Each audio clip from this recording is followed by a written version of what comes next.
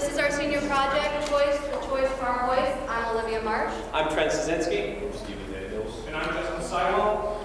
So a quick overview of our presentation. We're going to go through our inspirations and goals, requirements and specifications, budget and schedule, our electrical and mechanical development and updates, as well as our testing and results, and our future development if we had more time with our Choist. So what is the Choist? For those who do not know, the Choist was designed to prevent users from engaging in dangerous DIY ideas, such as what's shown in the picture right here. Instead, what we built right here is an electromechanical, portable, and detachable hoist that allows the user to easily lift and lift off objects from the roofs of their vehicles. Shown here is the Choist requirements breakdown structure. We're divided into three different major categories: the mechanical, the electrical, and the safety implementations to ensure that the user does no harm to themselves, their vehicle, or their belongings. Now for some mechanicals, specifications, it must be single user operated. It needs to be portable to fit in the trunk of the car. And those means it will be separable or becoming and can be made of emergency structure. For the electrical, we're featuring a bidirectional permanent magnet DC motor to lift and lower the items. We're featuring an isolated control circuit to isolate the low voltage microcontroller circuit from the high current motor. Additionally, we have two safety implementations in for the user, one being the overcurrent protection, so if they accidentally overload the Choist, we'll turn it off. The displacement protection, so if they're not able to see the roof of their vehicle, the item will not come crashing down. It will actually stop before it hits the roof. Finally, from a programming perspective, we're programming with an implementation and polling to allow those two safety implementations to kick in whenever we need it. This is the budget that we used for our project, depicting the parts that we had to purchase and reflecting any parts that were graciously donated by Wilkes University, with a total coming out to about $262.33. And this is the real whole budget, assuming we were making something for a manufacturer plants, where we actually had paid wages and that, coming out to about a rough estimate of $91,000. This is the Choist work breakdown structure. This lists every single task that's required in order for the Choist to be standing here today with us. This is broken. This coincides with our RBS, with all the requirements shown in our white boxes here. Some of the most important aspects are our design research, since we're working with multiple different user environments. Obviously, mechanical and circuit designs, and finally for testing to receive feedback from the Choist itself and from users to improve the Choist. This is our Gantt chart for our first semester. This is how we implemented our WBS into our first semester in chronological order. This is the Gantt chart for our second semester, same chronological order of how we executed our WBS. As you can see, we did take an extra time to redefine our designs and calculations. You can see that we have made significant updates to our model in both terms of calculations and from testing.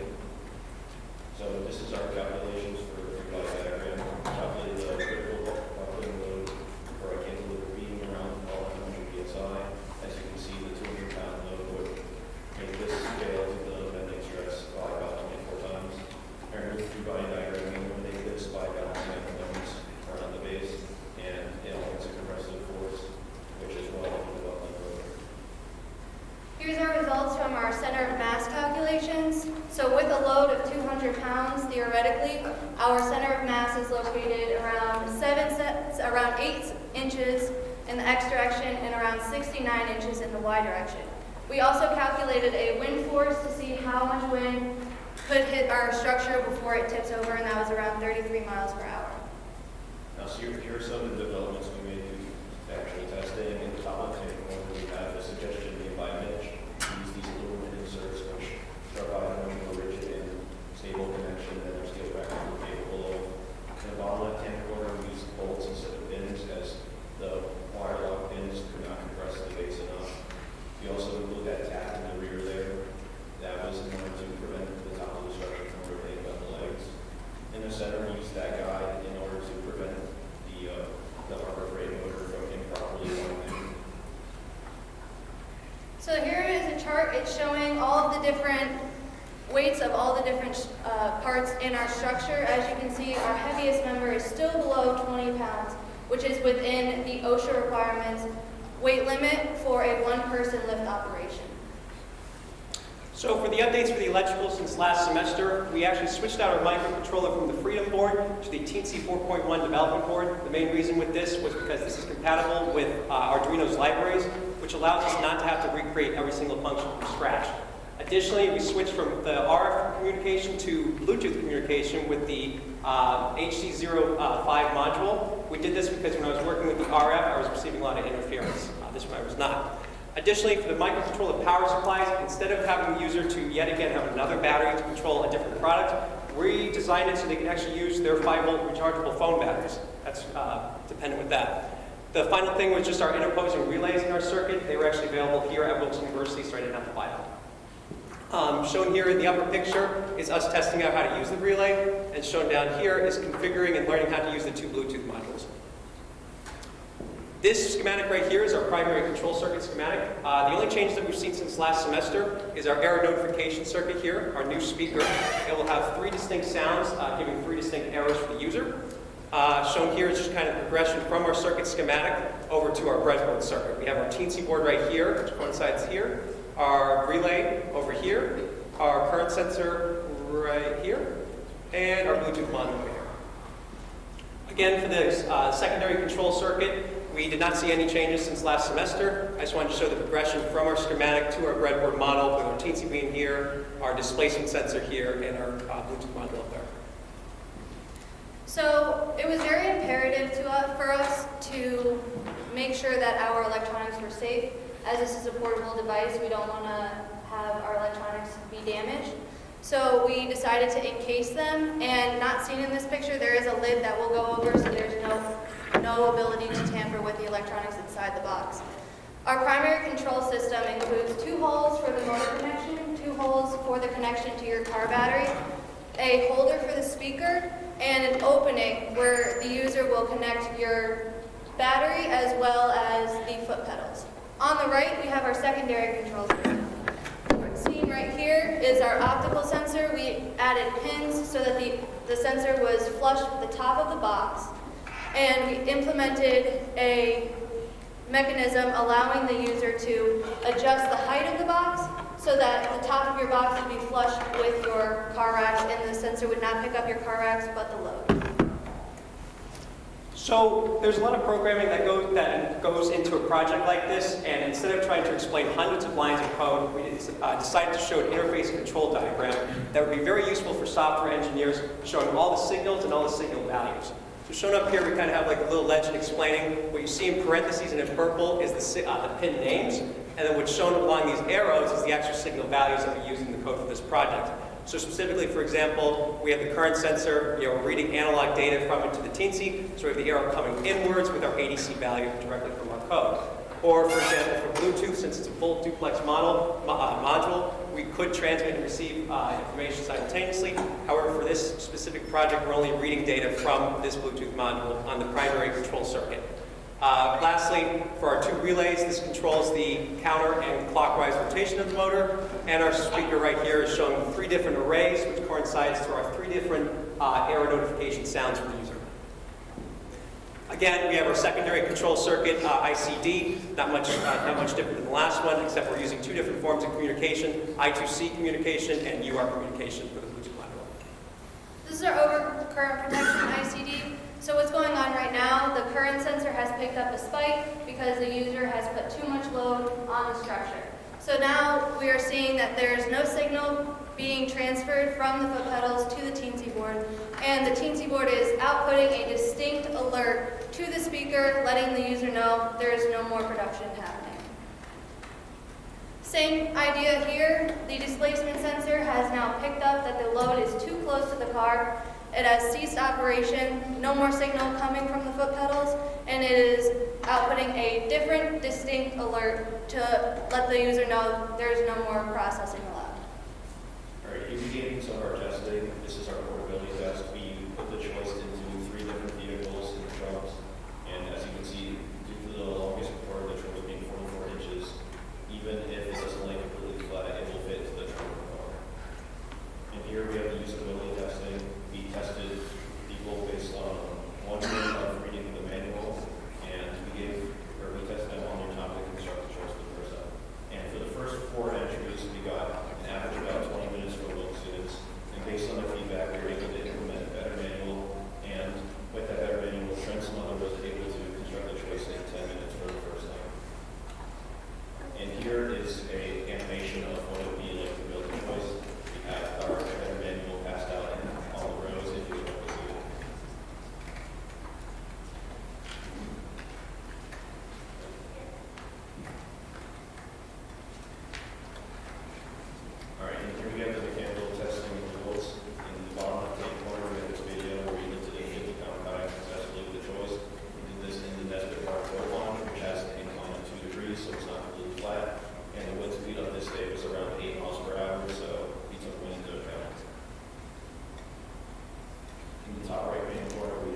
Choist clearing a Chevy Suburban with a kayak. And here we have a car driving across the Choist wall and on top of it, and it easily clears it and does not move the Choist. So for the electrical testing, we wanted to test out how the displacement sensor reacts with the car and the kayak. So you can see here, we're able to adjust the height of it to meet the different roof rack bars that you see in all different vehicles. So it becomes flush with that, so there's no error in displacement. And shown in the video, we'll see right now. Oh, is the audio cut out? I apologize if the audio was cut out. I don't know if that's a... Oh boy. Apologize for the technical difficulties.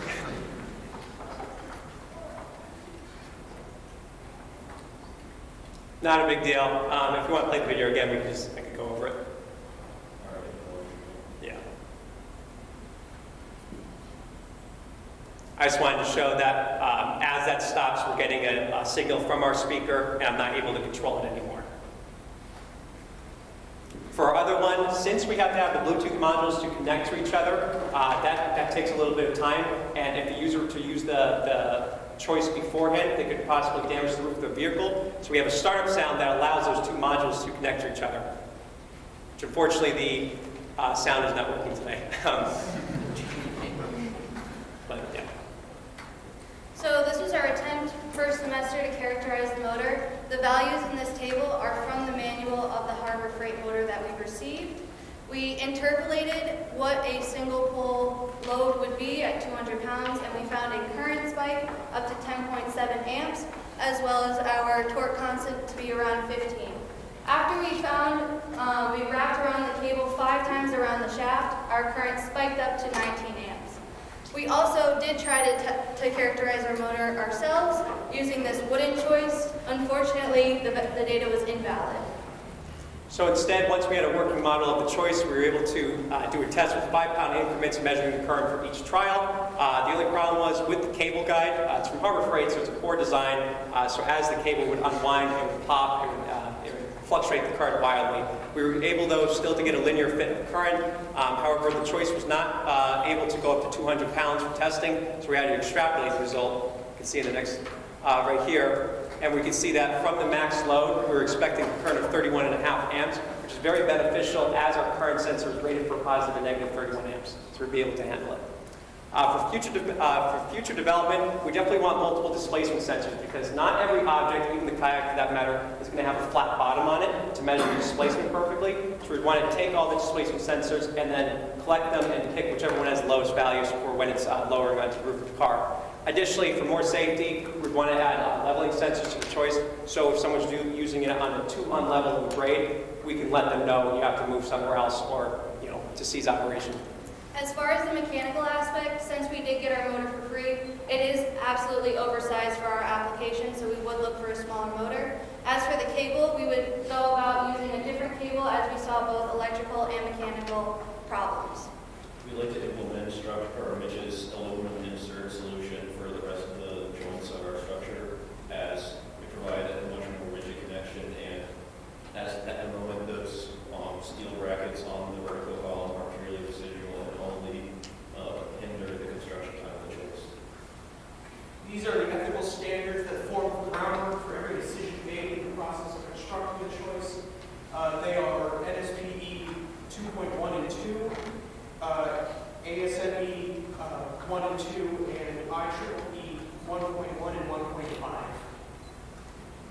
So we have a lot of professors that we would like to acknowledge there in this list. We would like to give a special shout out to Dr. Carey, who was late to his dinner last night because he was trying to help us with our presentation to make sure we sound more professional to talk to all of you.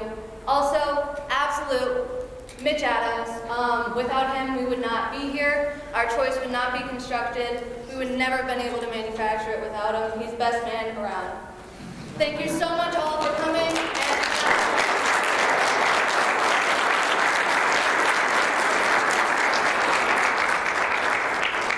Are there any questions? Yes. Yes, thank you for your presentation. I can see the adaption and use of that, which is certainly the big one. My question goes to the mechanical structure, the structure itself. So now I'm rising a kayak. Yep. and I have a 30-mile wind gust coming through. Yes. So you have a large surface area, and it's pushing against the weight of the kayak and so forth. Yeah. What's the stability of the unit itself? Yeah, From a so, shear point. yeah, so we actually, the one day one day Trent was testing at his house with his mom. It was about 15 miles per hour wind. He had the kayak up in the air. There was no movement of the structure itself with the load on it. Would you be able to, if you would analyze that and then tell the consumer Yeah, what are the parameters of safety?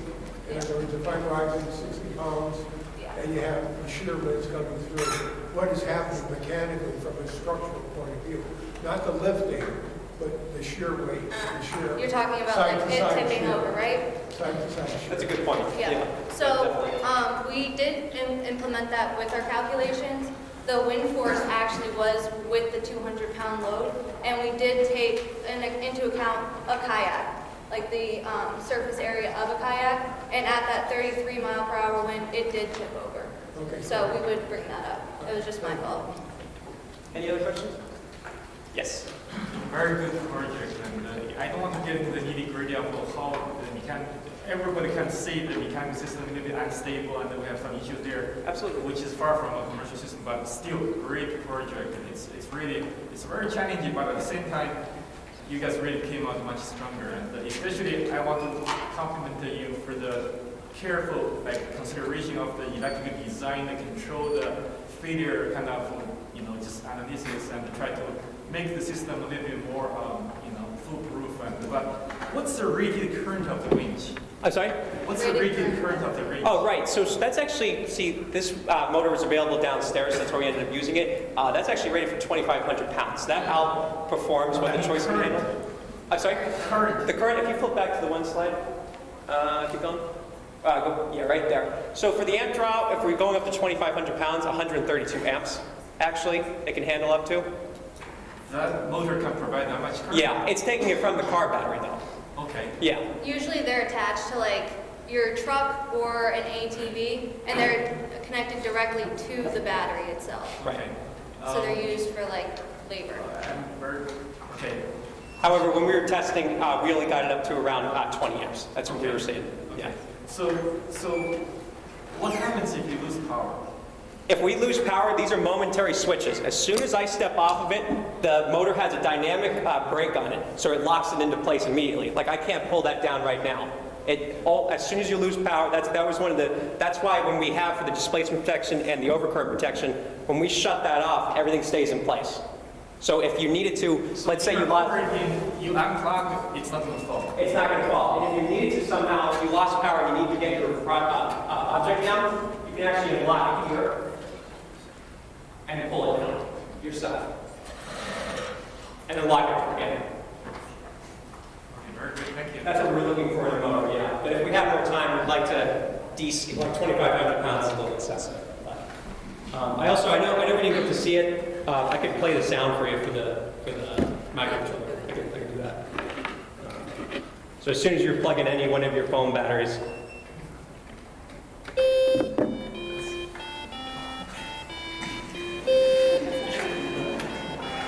Just trying to show up.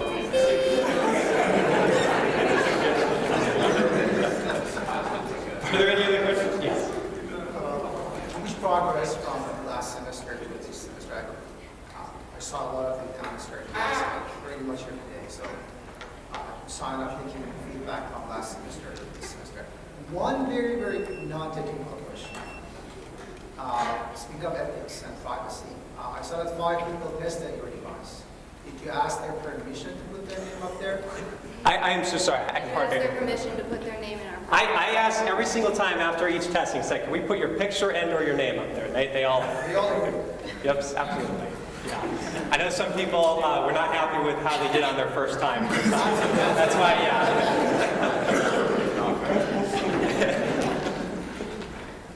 Yes, Dr. Murthy. Can you put the regression line back? This one or this one? This one, yeah. Yep. So you mentioned extrapolation. That is the basic mistake. When you do an experiment, never ever extrapolate. not certain after your last one. Absolutely, yeah. We had to assume a linear relationship from what we had, but we would have to test to be absolutely sure. I agree, yeah. Thank you. Thank you.